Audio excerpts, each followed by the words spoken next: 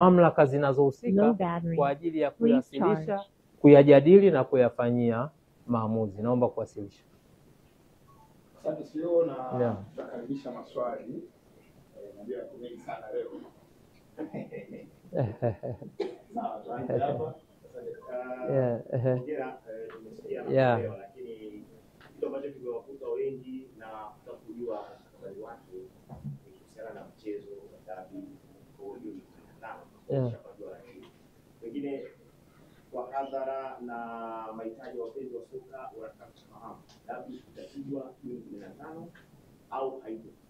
Kwa yale ambayo yako ndani ya uwezo wetu, ukiwemo hayo mambo ya utendaji ya kila siku ya ratiba na vitu vya aina hiyo, kwetu sisi kwa haya ambayo yamekuja, tafsiri yake ni kwamba so far ratiba yetu ipo kama ilivyopangwa. Na kwa sababu gani? Kwa sababu chombo kinachoendesha na kusimamia ligi ni chombo kingine tofauti na watu ambao leo wamekutana. Na ndio maana nikasema kwamba tumepokea and then tutapeleka sasa kwenye mamlaka husika zikiwemo hizo kamati na mamlaka nyinginezo. Kwa hiyo ukiniuliza mimi kama mtendaji mkuu, nitakwambia status quo ina prevail, kwa maana kwamba ratiba yetu tulisema kwamba mechi namba 184 itachezwa tarehe 15 mwezi wa 6 saa 11 kama sikosei. Kwa hiyo unaweza ukaona kwamba kwa kikao hichi tulichofanya akikuwa kikao cha kwenda kufanya maamuzi pamoja, na ndio maana katangulia kusema kwamba sisi tuna wajibu wa kupokea na kuwasilisha kwenye kamati husika, kwenye mamlaka husika kila kipengele ili waweze kukifanyia kazi. Lakini kwa kujibu hoja yako ya msingi, kwa mambo ambayo yako ndani mimi ya uwezo wangu ambao nayasimamia, ratiba yangu ina prevail, kwa maana status quo ina prevail unless mpaka pale kamati hizo tutakapowasilisha zitakapofanya maamuzi tofauti na ambayo tayari yameshafanywa. Kwa maana hiyo dabi ipo. Kiongozi Boimanda. Pole na kikao kizito sio. Asante. Mchezo ili ufanyike unahitaji maandalizi. Maana ya logistics zile zote ambazo zina system mchezo mzima. Sahihi. Ikiwemo swala la kwanza timu mwenyeji kueleza venue ni ipi, viingilio na nini, vitu ambavyo mpaka sasa havijafanyika. Na je, katika kikao chenu Yanga wamesemaje, wataendelea na hizo procedure au kama hayo yatakayofanyika yasipofanyika ni kipi ambacho wamekieleza? Wataendelea na hizo procedure kueleza kila kitu kitakachofanyika au wameendelea kusimama na msimamo wao kwamba hiyo mechi hawatashiriki? Yanga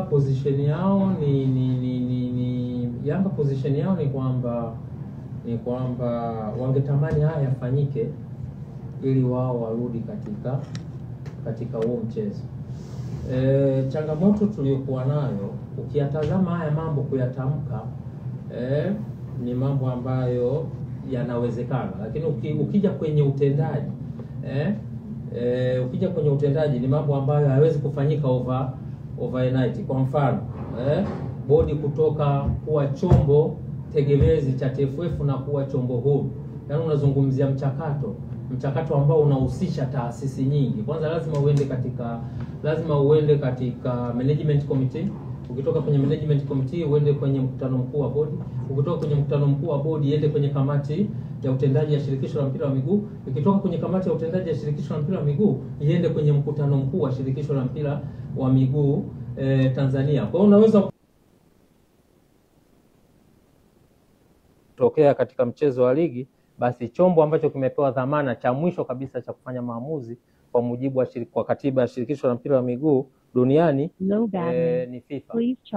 Lakini pia hata katiba ya vilabu vyenyewe hivi ambavyo vinashiriki ligi zetu zote tatu ambazo tunazisimamia pamoja na zile ligi za kule chini, kwa maana ligi za wilaya, ligi za mikoa, zote lazima katiba za kila timu lazima ziseme kwamba itakapotokea mgogoro wowote unaohusisha masuala ya michezo kwa maana ya ligi na vitu vya aina hiyo, basi chombo cha mwisho kitakachokuwa na mandate ya kumaliza huo mgogoro ni CAS.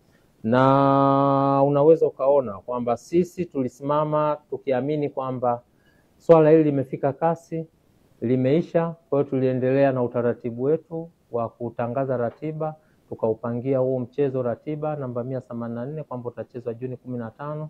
Lakini bado pia kuliendelea na sintofahamu nyingi, sisi sote ni mashuhuda. Katika busara ya kawaida kama